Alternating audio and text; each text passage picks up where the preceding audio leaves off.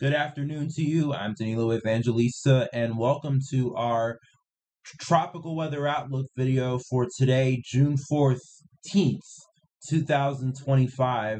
Almost thought it was June 4th, but it is June 14th. Happy Saturday to you. Hope you are enjoying your weekend. Today's video, we're going to be talking about ENSO and what to expect in regards to that for this upcoming hurricane season, since I feel like we haven't done an in-depth ENSO update in a while. And today is Saturday, and we typically do, especially during the off-season, updates on ENSO and how El Nino and stuff like that is looking like. So we're going to talk about that today, and of course what is currently ongoing in the tropics. We obviously have Dalila. We'll go over all of that today, so fasten your seatbelts and let's hit the road. Starting off with the NOAA Coral Reef Watch sea surface temperature anomaly map, updated as of yesterday. Here are the current sea surface temperature anomalies in the western hemisphere, of course. Starting off in the Atlantic, it is nice and warm, especially off the coast of Africa. Some anomalies here getting as warm as 1, even 2 degrees Celsius, and stretching back into the Caribbean and the Gulf and up into the southeast. It is all very, very warm. And it's also warm here off the coast of the Iberian Peninsula. And I saw Andy Hazelton either yesterday or the day before mention how this might be something we need to watch, because some of this warmth here could end up making its way south and eventually into the MDR. So we'll see if that does happen. But either way, as it stands right now, most of the MDR is at or above normal compared to where it should be, on the contrary to the Pacific, where lots of the Pacific, especially up here in the northern Pacific, off the Baja Peninsula and off the southwest United States and in the subtropical Pacific, it is much cooler than it should be. And in the equatorial Pacific, we obviously do not have any sort of El Nino or La Nina of some sort right now. We are ENSO neutral. And taking a look at the latest sea surface temperature anomaly graph for the Nino 3.4 region in the Pacific, holding pretty steady right at neutral. I mean, we kind of have some of these fluctuations sometimes where it goes warm and then goes back down, and then goes back down a little and then warms up. But we don't see a major skyrocketing all the way up towards El Nino, and conversely, we don't see a major skyrocket or downwards skyrocket, if you will, towards La Nina. So we're in ENSO neutral pretty much, and I would expect that these fluctuations would continue as we are in ENSO neutral, but there's no solid pattern for one version of the ENSO or another. And in fact, here are the latest weekly sea surface temperature anomalies in the ENSO regions from NOAA, and the latest weekly reading for the Nino 3.4 is quite literally 0.0 Celsius, so dead neutral in the Nino 3.4 region in the Pacific. So we are dead neutral right now, neither El Nino or La Nina.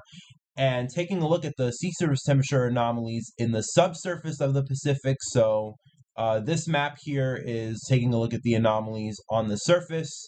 And this map is pretty much if you take a slice of the equatorial Pacific and look at it from as a cross-section below the surface.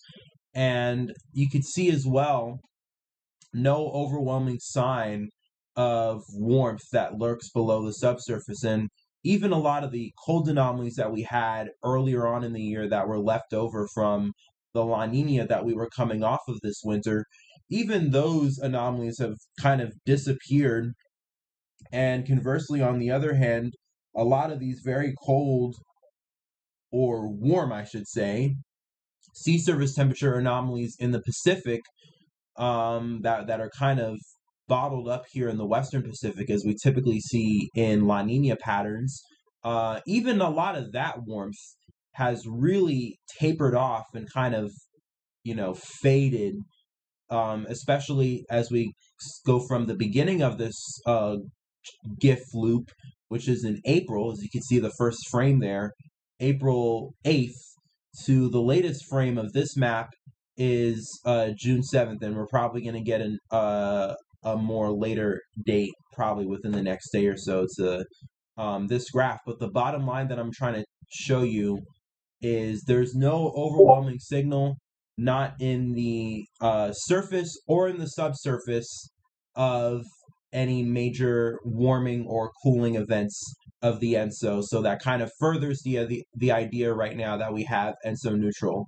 And taking a look at the SOI, the latest SOI is at 5 points for the 30-day average, and the 90-day average is at a solid 4 points positive. So both averages are positive right now, and this pretty much cements the idea of no El Nino, because if you were to have an El Nino, you would want to see an SOI that is in the negatives. And we're riding pretty strong at positive right now. We're kind of recovering from being negative in late May. And at least for the last several days, or maybe the last 2 weeks or so, since early June, we've been strong at positive, and now we're in June and we're in hurricane season.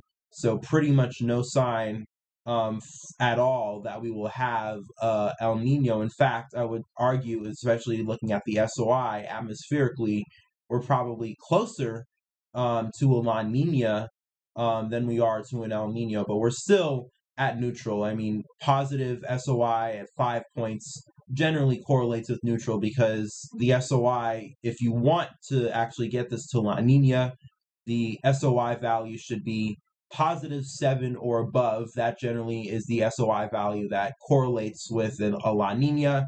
And conversely, on the other hand, -7 and below that would be an SOI value that would correlate with El Nino.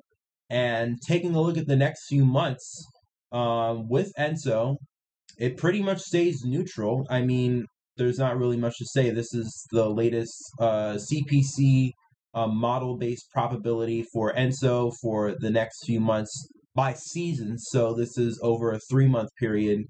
And the most important time frame that I always mention, the peak of the hurricane season, August, September, October, the highest chance at over 50% that will have it is ENSO neutral. So pretty much we have ENSO neutral now, and pretty much going to remain in ENSO neutral as we head right into the peak of the hurricane season.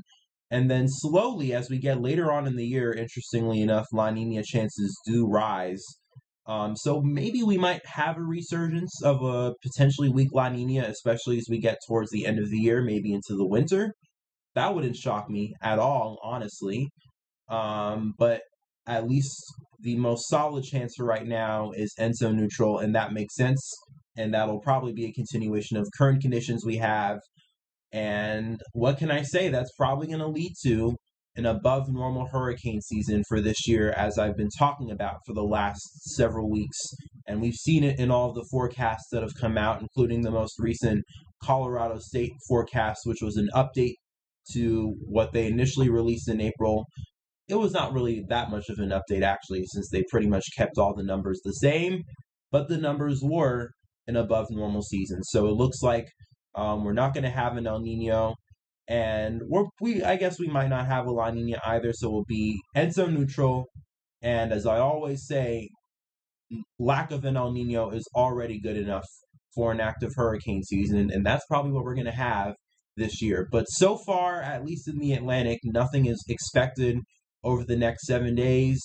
Of course, we're going to have to watch the Gulf a little bit as we head into next week to see what happens with our Central American gyre setup, but it's looking less likely that anything will try to develop anyways, because in the Eastern Pacific, it looks like something might develop out of the Central American gyre pattern instead.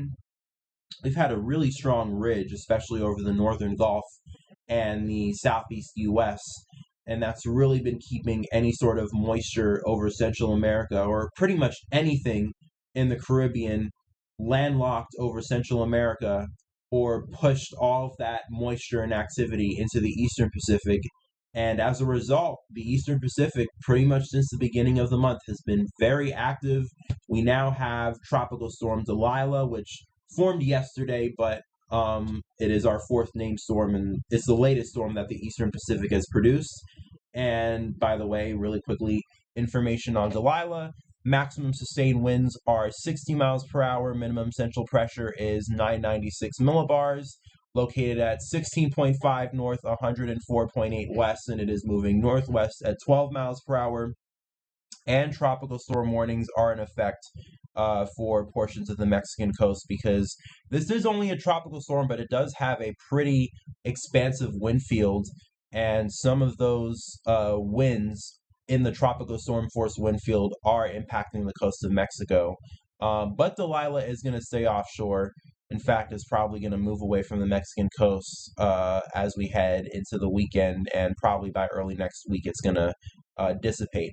I'll show you the National Hurricane Center forecast track in a moment, but we also have another area of interest. This will probably go on to become another named storm in the Pacific. So again, the Eastern Pacific is just going to continue chugging out these storms because once again, high pressure keeping all of the energy, especially associated with the Central American gyre pattern that we have, keeping everything moving on into Central America and moving on into the Pacific. And we obviously have another area of interest as a result. And this is actually Invest 94E. So the National Hurricane Center has not mentioned that yet, but in the 2 p.m. advisory, which is coming out soon, they probably will add 94E designation to the graphic outlook here. But 50% chance in the next 7 days that this will form, and a 48% chance at 20% for now. So probably within the next week, if something does form from this, we'll probably get it.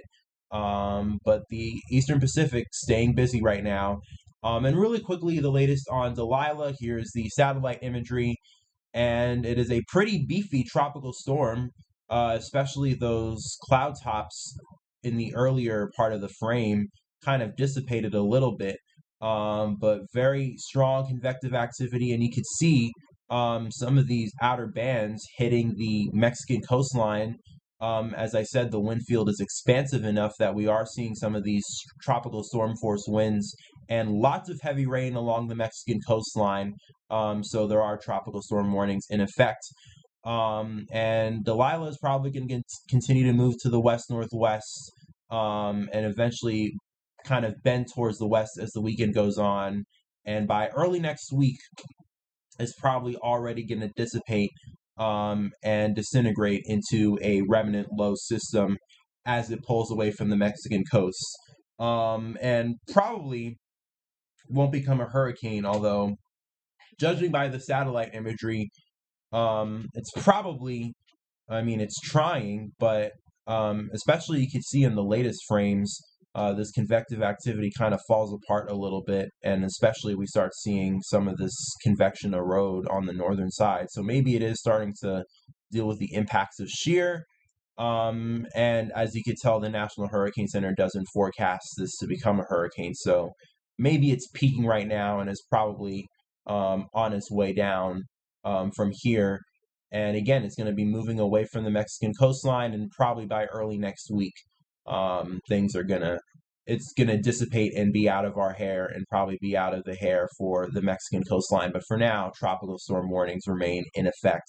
And keep in mind of the heavy rain too, because as I always mention, heavy rain is flooding, stuff like that. Those are the biggest killers and the biggest damage causers in tropical systems, not the wind. And that's something that a lot of people tend to forget. So even though we're not going to have, the storm directly impacting the Mexican coastline, there's still going to be tropical storm conditions, and there's going to be a lot of heavy rain this weekend, and that is definitely enough to put a damper on plans, and definitely enough weather already to cause a nuisance, even though this will stay out to sea. So keep in mind of that as you deal with Dalila. And taking an overall look at the Eastern Pacific, you could see Dalila here near the Mexican coast, and then back to the southeast here, you could see what is now Invest 94E, Not quite developed yet, but it's probably going to develop as we head into the next week.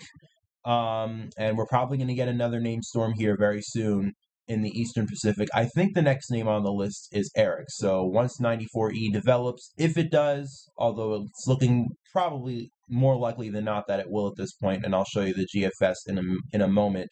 Well, we will get another storm, and the next storm on the list in the Eastern Pacific will be Eric. Here's a satellite shot moving east now into the Atlantic. And for the foreseeable future, it looks like things are going to remain quiet. I mean, in terms of development in the Caribbean and Gulf of Mexico, we have a very strong high pressure that is over the southeast, and you can especially see the carving of the high pressure, especially off the southeast coast in the Atlantic. And that's keeping the trade winds very strong.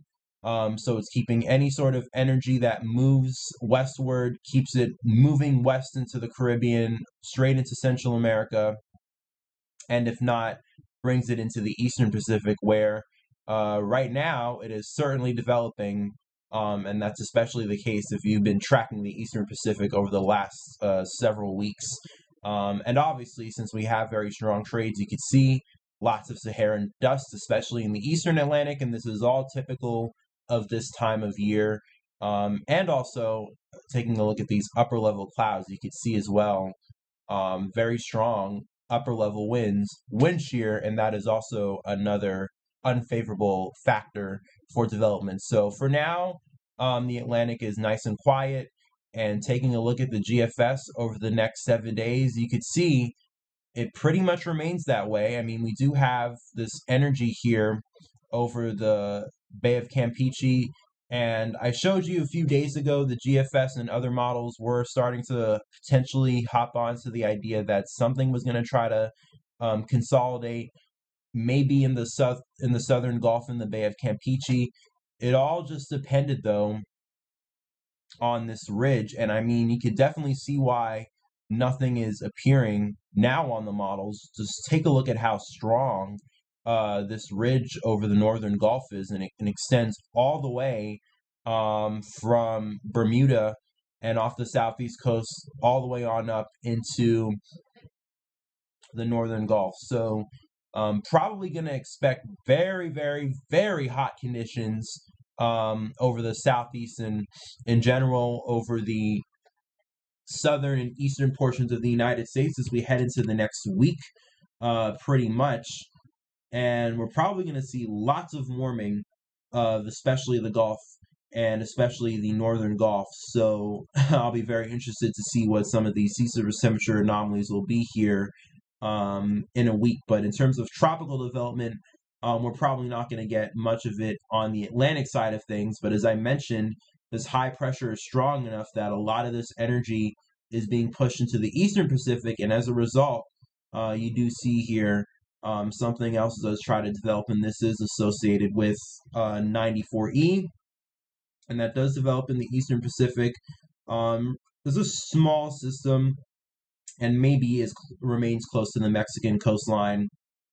So we'll see if that does bring any impacts, of course. But for now, once again, at least over the next week, the Atlantic remaining quiet. But given the factors this year, I'm pretty sure, especially once we get to August and September, that will not be the case, and we will probably start to see things ramp up quite significantly. It's only a matter of time. With that being said, though, that's it for today's tropical weather outlook. Hope you enjoyed what you saw today. If you did, I would really appreciate if you like, comment, and subscribe on this video. Share it with family and friends. And enjoy the rest of your weekend. I'll talk to you guys again tomorrow.